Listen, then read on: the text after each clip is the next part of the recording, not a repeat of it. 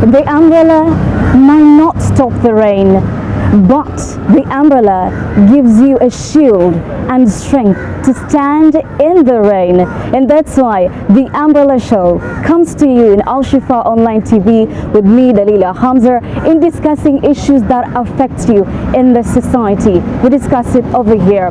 As usual, every Monday we have a guest from a different profession, and today joining us is Hamza Motella, who is a therapist and has been working in treating the cerebral palsy patient since 1989. You can just imagine the age. And that today we're going to discuss about effects of factors affecting the cerebral palsy patients. And you can also send your comments or your views at Al Shifa Online TV with me, Dalila, Hamza. Hamza, thank you very much for being here. It's been a great honor for you to be here, actually. Tell us about the journey of you working in the cerebral palsy, being a therapist since 1989. How has that been to you? It has been a good job. It has been challenging and successful. So I look at it like a river that flows deeply, shallowly, and sometimes it goes dry. Because this is about, at first it was like a job like another job with a salary. And thanks to the government has been very faithful. But with the time I realized that it's not just a job. It's about helping somebody to come up as a human being. You know, somebody who can be integrated in the society like any other person. So at first it was like, this is a job, this children need to be treated. But later on I realized that the deep waters is that the children are doing well. You train the child in one milestone to the other, and the child improves very fast. And you feel, wow, this is a good job. And then treaters at times the child stagnates in one milestone. The child cannot be able to stand. You've been treating this child for a year or 2 or 3 years. The child is not able to crawl, not able to stand, not able to walk. And it's like now your river is almost going very shallow. The waters are dry. And then some of the times you might find a child, you've been treating this child for quite some time. The child has improved and you are very happy. You feel motivated, then all of a sudden you are told the child has died. Then it's like your river has just dried. So it has been very challenging, but at the same time very satisfying as a healthcare provider. Let's talk about the taboo. It has always been that the cerebral palsy patients are considered to be a curse. Some of the parents at home are shunting them from reaching their career. But what motivated you in sticking to this path? This job is good, it's very sweet, it's satisfying. It's not like any other job that you expect a good salary, you expect good improvement. But it's a job that the more challenges they come, the more motivated you are. Yes, it is true, there are some instances that some parents might think this is not an unusual illness. But as time goes by, you educate them, we help educate these parents and the community. Then what has motivated me, one is that the improvement of the children has made me feel that from zero to till you are seeing a child doing something in a shop. From zero to you are seeing this child is walking around independently, taking care of herself, taking shower, going to school, and I feel that is what has motivated me. Secondly, it's about the parents and the colleagues, that they also acknowledge you that you've done a good job, and that motivates me. The other thing that motivates me is about our government. It has also motivated me to an extent that I feel it has not left the profession just down there. They have been employing therapists time after time. Although not quite a big number, but at least I thank the government because it has moved in and recognized the children and it has put effort. And I think that's why we are there. So what has motivated me is the improvement of the children, and the parents are looking upon me as if it's like if I don't do this work, nobody else will do it. And I feel I'm doing the job for my satisfaction, not really for the child. I'd like to congratulate you with this opportunity that you came here. You've shown that you had all the love in the world to take care of these kids. And not many like you can go and stick in that path, you know, because you have your own children, right? Yeah, I have my own children. So how do you balance between your children and the cerebral palsy children? That's a very good concern. This is about looking at people in a positive regard. You know, what we call non-judgmental. These are children which, okay, people call them cerebral palsy children, but we call them children with different abilities. Okay. They can do something although slowly. They can do something although at a lower performance level, but they're also doing it. So I compare them with my children and I see my children doing things different. Even my own children at home, they perform different. Don't you think they say like, daddy, daddy, daddy, you're treating them much better than us? Maybe they're complaining about it. Well, sometimes one of my children came to the hospital, they found so many bicycles for children. And it's like, you've not bought bicycles as many as those ones. But I tell them, this is job. These are able, you are able to walk independently. This one is special training for them to walk. And I think they have embraced those children also. Okay. What could be the cause of the cerebral palsy? The cause of cerebral palsy are quite many. Usually when you say cerebral palsy, we are talking about brain injury at a developing brain. The injured brain cells when the brain is still developing, 7 years and below, that's when the brain is developing. Okay? And we could have the infection, it could be infections, it could be trauma, it could be before birth, it could be during birth, and it also could be after birth. Most times during birth, it's because of what we call birth asphyxia. Birth asphyxia is when there's limited supply of oxygen to the brain, and this is very dangerous. Commonly, most cerebral palsy children get the injury at that time. If you're tuning in, this is the Umbrella Show with me, Dalila Hamza. Today we'll be talking about what is affecting the cerebral palsy patient. What could they be going through at the moment, and what are the things that you out there, the viewer, can help to make their life smooth as possible, because it is not a walk in the park in looking at their daily needs, and also the society, especially the taboo of shunting them down from the rest of the world. Let's move to the signs. If I want to know my child has cerebral palsy, what are the signs would I be able to know? Okay, very simple. A few signs come in the beginning. Like the mother will tell you, my child will not make the first cry after delivery. That's a dangerous sign, because that means there's a limitation of oxygen to the brain. Then the mother will tell you, this child, since he has been born, is not suckling. The child has difficulties in feeding. And then the mother will tell you, even if I show this child a pen to walk follow, the child is not able to eye track. Those are the basic signs. But the real signs that come later is that the child may develop rigid joints. The joints are so rigid that the child cannot be able to manipulate the body. That is one. Two, sometimes the children can be very floppy. The muscle tone can be so low, and this child takes too long to get a head control. You can see a child of about 3 years without a head control. And the child cannot position the head in an upright posture. And then you may also find a child with very stiff muscles, what we call spasticity. The child is spastic. The mother does not know what to do with that child. And then you may find another child with what we call ataxia. The child is not able to coordinate movements. And this is because the centers of the brain that are supposed to take care of those muscles, those joints, those movements have been injured. Those are the key signs of cerebral palsy. And does cerebral palsy affect even the elderly? Like, for example, if a person gets to have an injury or just hit by, maybe he or she has been hit by a car, can that person get cerebral palsy? Yes, if the brain is injured and the brain is still on its development stages. When the brain cells are injured and the brain is still developing, let's say before 7 years of age, then this person can develop cerebral palsy. Cerebral palsy simply means it's a paralysis of the brain cells that affects the body of the individual. It affects the motor movement, it affects the joints, it affects the muscle tone. So the child is not able to manipulate the environment because of those injuries. So yes, somebody can get cerebral palsy before the age of 7 years. Okay. If you look at the camera over there, kindly tell our viewer there the difference between paralyzing and cerebral palsy. Maybe for the few that who don't know about it. Okay. Cerebral palsy usually comes as an injury of the brain at a developing brain. So somebody gets cerebral palsy at an early age, at least 7 years and below. So cerebral palsy affects the motor movements, it also affects the muscle tone, and it affects the movements of the joints. Paralysis is different. Paralysis could be paralysis because of what we call the lower motor neuron lesion. The nerves are injured. But with cerebral palsy, it's purely a neurological problem with a deep, what we call central nervous system injury. Let's go to the therapy, because some of the viewers out there, or the citizens rather, they live at a rural area. They cannot feed themselves properly, yet these children need a special care and need therapy. Is the therapy of cerebral palsy affordable? So therapy for cerebral palsy, I could say yes or no.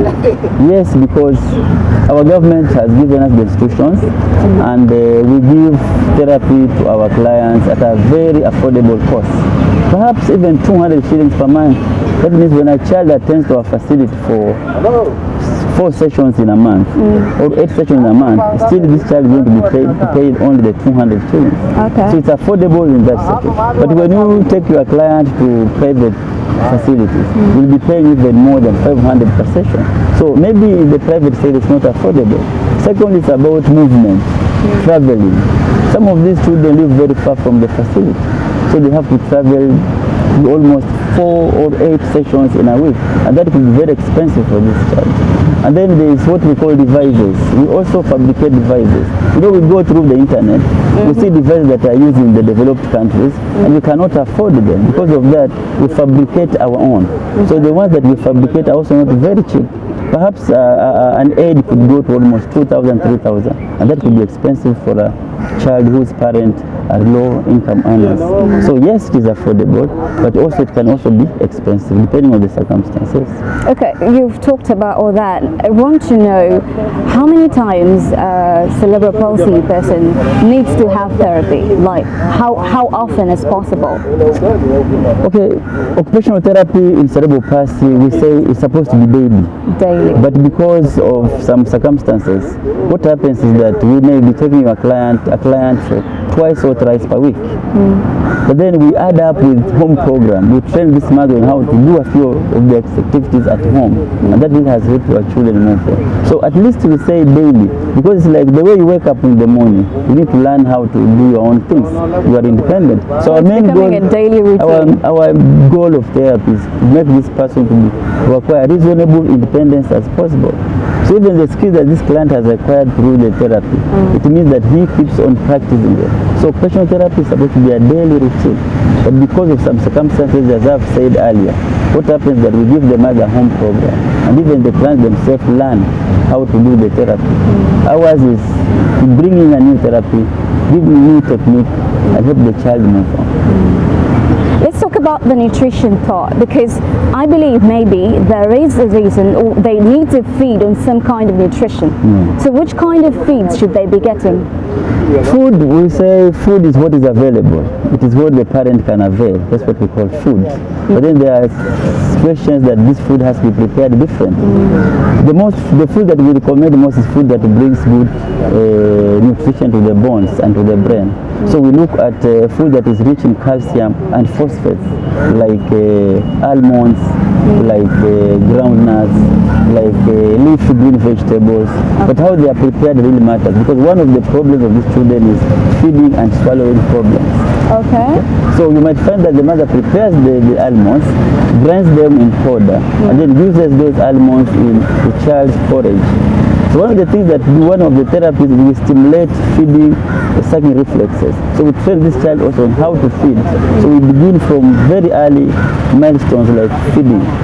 So this child has to be trained on how to feed, and it takes a lot of time. That's why treating cerebral palsy child is very expensive, both to the therapist and to the parents.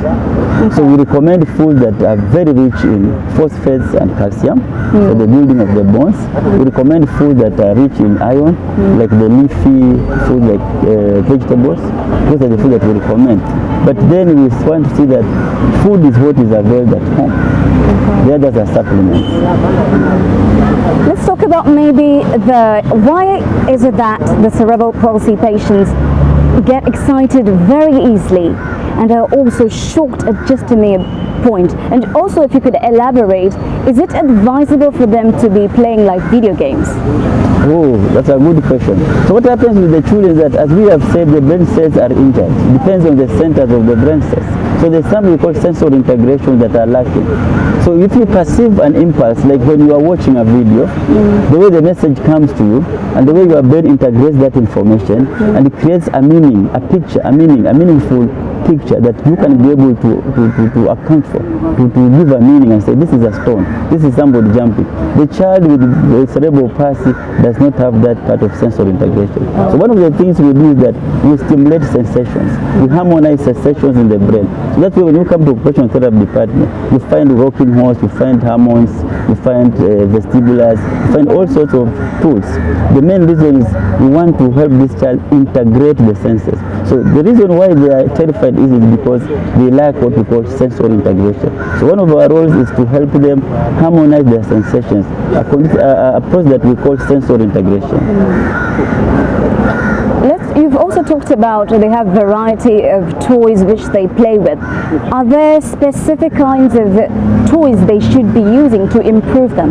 Yes, different types of children with cerebral palsy use different types of toys.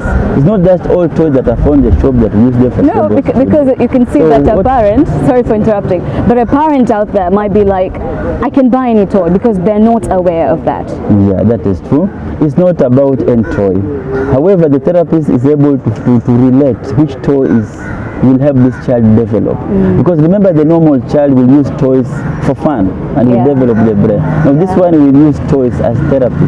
So you may use a toy that will overstimulate the child's mind, and the child will have very poor sensory integration. So the toys for these children are supposed to be analyzed by the therapist, and even the games are supposed to be analyzed by the therapist. So if let's say you are playing pool with a child with cerebral palsy, the therapist is supposed to come in and analyze the whole activity, what it will do to that child, so that you do not overplay it, you do not underplay it, and you don't give sensations that will make the child get overexcited.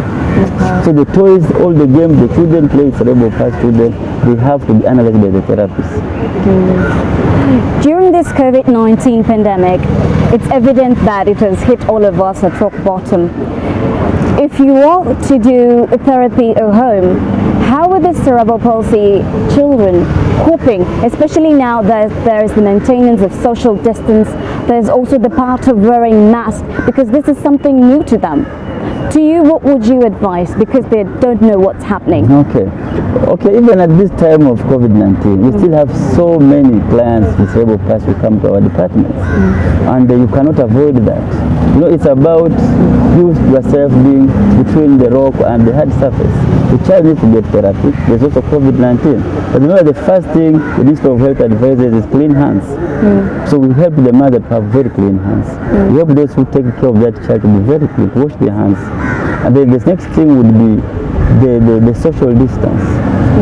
Okay, the parent may not be able to keep that social distance with the child. Okay, but what we do with these children when they're at home is that we help these mothers to we train them on the home program. We give them a home program that they're going to use at home, so they train these children. However, when they come to the department, like right now, what we do is that the therapist is in a mask, the parent is in a mask, but you cannot give a mask to this child, because one of the issues with cerebral palsy children is that they have breathing problem, and the mask can be very contraindicated.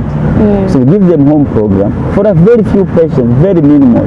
We Zoom and we instruct them to work with their children at home. But that's very rare, maybe one or two. But the rest, we give them a home program, we train the mother, and the mother administers the therapy at home. Let's talk about the community. For years, or for decades or rather, how has it contributed in your line? I mean, you've seen, how has it contributed to the cerebral palsy community? Okay. I think our community is quite learned these days. It's very motivating, starting with the big community, the government. The flow of clients to our facilities with cerebral palsy, the flow of clients to schools, special schools, is increasing. Although we don't have the exact data, that one needs to be researched, but we are aware from our data that the data is increasing. That means there's a lot of awareness about cerebral palsy and treatment in our health facilities. Then two is that because the flow is high in our schools, special schools, it means that the information is also reaching the community. So people are aware. The ages where most of the children are hidden at home, I think they are getting fed off. What we are having now is that people are well informed, and people understand these children these days, and we empower those parents to be able to be strong. Because when you have a cerebral palsy child, definitely will be challenged in the community. So what we need is we strengthen the parents so that the parents can stand firm and say, okay, this is my child with different abilities. So this is not a disabled child. It's a child who can do things differently. So the community, we slowly by slowly we are moving with the community to give them health education on how to work with children with cerebral palsy. There's a lot of information in the community right now about cerebral palsy. Let's talk about the main. First of all, is it curable? Is it CP curable? Cerebral palsy is treatable, and we work on the symptoms. So as the ages come, as the therapy is administered, with time the symptoms reduce. And that's why you see this child walking the streets, although staggering, but he's able to go to the shop, buy bread and come back home. So he has done the same thing that the child could do, but in a different way, maybe in a slower pace. So what we are saying is that we cannot say cerebral palsy has been cured, because once the brain cells die, they cannot resurrect back. But we are able to train other cells to take up the functions of the dead cells. That's what we call brain plasticity. That's what we use in occupational therapy. But that takes a lot of time. It needs therapy all through. So we cannot say it is curable, but the symptoms keep on reducing until you are not able to identify that this child had cerebral palsy. Because he does these things normally, although there are different levels. But the first level, second level, fourth level, fifth level, depending on the severity of the injury. Briefly, let's talk about the challenges you're facing as a therapist. As a therapist, okay. As I've said earlier, it has been a river, a long river. One of the challenges is the flow of the clients is very high. The therapists are very few. We cannot match their numbers. So we're still pushing our government, our good government to help us, employ more occupational therapists, because we are the ones that see cerebral palsy children in big numbers. That's one of the challenges. So we have few therapists. The flow of the clients is very high. That's one. Two, some of the equipments we use, we cannot be able to purchase them. So we may be using very few equipments. We need a lot of equipment or facilities. We also need to expand, the health facilities that we employ them therapists, send them those health facilities. Sometimes send them in the community, so that we can be able to bridge the gap between the number of therapists and the clients that come to the department. Lastly, as we are running out of time, your last remark to the viewer. Well, what I could say is the whole community, if you see somebody in the street who is behaving differently from you, that's not a disabled person. That is somebody who does things in a different way. I need to acknowledge and appreciate that person for what he is doing. That's what I can say to the community, to the parents and to other people who take care of children with cerebral palsy. These are children that need acknowledgement. They need to be looked at positively. They need to be supported because they are our children and they will do as good as the others. It's only the difference that appears there. So they are our children and we need to look at them positively, and then they'll do well like any other child. Thank you, Hamza, for coming. Remember that accountability is a reflection of responsibility. Thank you for staying up to this moment with our discussion today. Me being Dalila, Hamza, I wish you the very best. And also remember that the cerebral palsy patients are also one of us. We can't leave them at this moment of dire. Do not shunt them out at any particular time. I wish you a lovely day, and it's a bye-bye for now. Until next time.